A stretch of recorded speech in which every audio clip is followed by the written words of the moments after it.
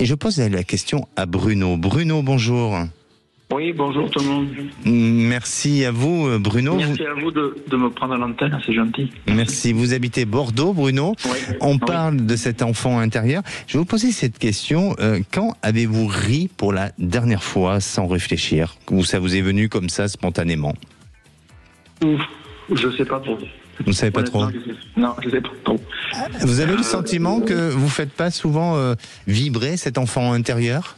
Je pense pas, même rarement. Ça n'a jamais été de mes forces. De vos forces? Ouais. Et dans l'enfance, est-ce que vous avez été entouré de parents joyeux, d'une famille? Non, pas du tout. Et voilà, d'accord. Parce que des fois, c'est aussi ça, hein, quand on vit. J'étais l'aîné de trois garçons, enfin de trois enfants, et mes parents étaient plutôt, on va dire, très réservés, très voilà. C'est pour ça, aujourd'hui, vous, si vous nous écoutez, que vous êtes parents, justement donner cette joie au quotidien, apporter cet enseignement positif, optimiste pour les enfants, et puis surtout créer de la joie et de l'activité au sein du foyer, de la famille, et parce que c'est justement à ce moment-là qu'on fait revivre notre enfant intérieur, et quel que soit l'âge. On peut très bien jouer aux voitures ou à la poupée, même si on a 60, 70 ans, c'est pas grave. C'est vrai. Allez Bruno, alors vous êtes dans une impasse sentimentale. Oui. Vous êtes en couple depuis 30 ans. Ouais, 30 ans. Pas mal. Nous vivons ensemble depuis 95, nous sommes mariés depuis 2007. Et puis bon voilà, aujourd'hui j'arrive à un stade où je ne supporte plus rien. Enfin voilà, c'est là complètement, enfin, on s'entend plus quoi. Oui. Donc pour des raisons X, Y, enfin il y a des petits détails. Voilà, des petits détails. Et ça prend des proportions. Voilà, et des proportions qui font qu'aujourd'hui, je suis dans une impasse totale et je ne sais plus quoi penser, quoi. Voilà. Bruno, je vais vous poser une question très indiscrète et très intime, mais vous avez toujours été fidèle? Non. Oui. Ok. Elle n'a pas été au courant de quoi que ce soit. D'accord. Ok. Non. Et ça a changé quelque chose dans votre intimité. Vous voyez, même si vous n'avez pas laissé transparaître, mais ça a changé quelque chose.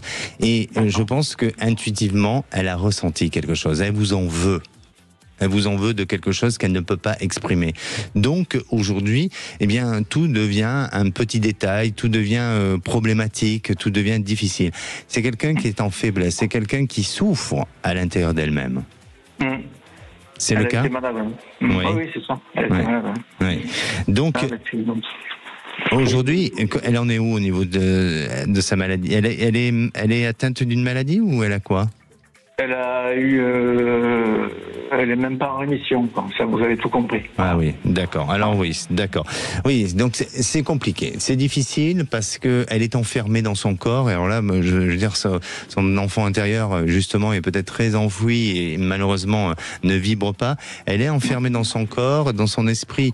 Si vous voulez, je veux pas dire limité dans le sens négatif et insultant, pas du tout, et péjoratif, mais c'est limité dans le fait que elle-même n'a peut-être pas cette capacité, cette possibilité de vivre les choses comme elle aimerait les vivre, et elle n'a pas une projection du futur comme suffisamment tranquille et suffisamment sereine.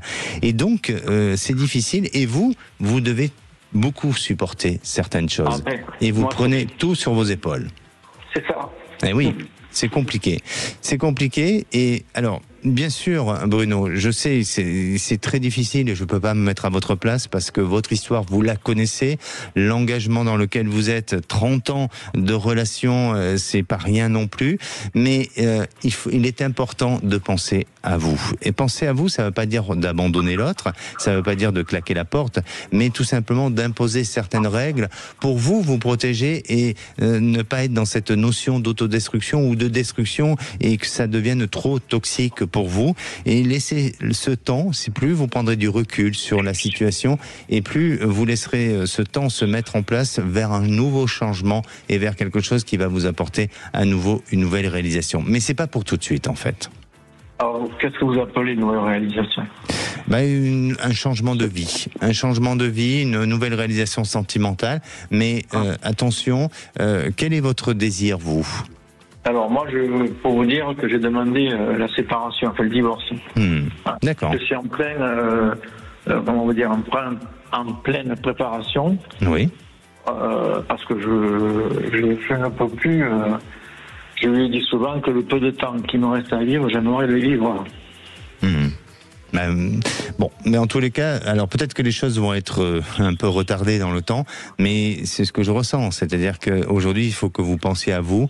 C'est pas une manière d'être égoïste. C'est qu'à un moment donné, quand on ne s'entend plus, qu'on ne se comprend plus, faut se libérer de quelque chose parce que ça devient autant toxique pour elle que pour vous. Vous voyez. Et voilà. Mais ça ne veut pas dire pour autant que vous devez totalement l'abandonner, mais d'en changer le concept des choses pour pouvoir vous libérer et pour pouvoir aller vers quelque chose de nouveau. Alors, bien sûr, ça peut passer par un divorce, mais le divorce n'est pas la priorité en lui-même. C'est d'abord, dans un premier temps, c'est vous d'imposer des choix de vie qui va vous redonner cette force, cette liberté, et de dire à nouveau, j'existe et je prends soin de moi aussi. D'accord ? D'accord. Et vous verrez que les choses vont se mettre en place, mais ça s'active et d'ici la fin de l'année, vous serez dans un changement nouveau et avec une nouvelle réalisation même de vie sentimentale pour plus tard. C'est-à-dire plus tard, qu'est-ce que vous appelez ? Sous une période de 2 ans à peu près. Sous une période, hein, j'ai pas dit dans 2 ans, hein, c'est sous une période de 2 ans. Merci. Vous me voyez à l'avenir la séparation, quoi.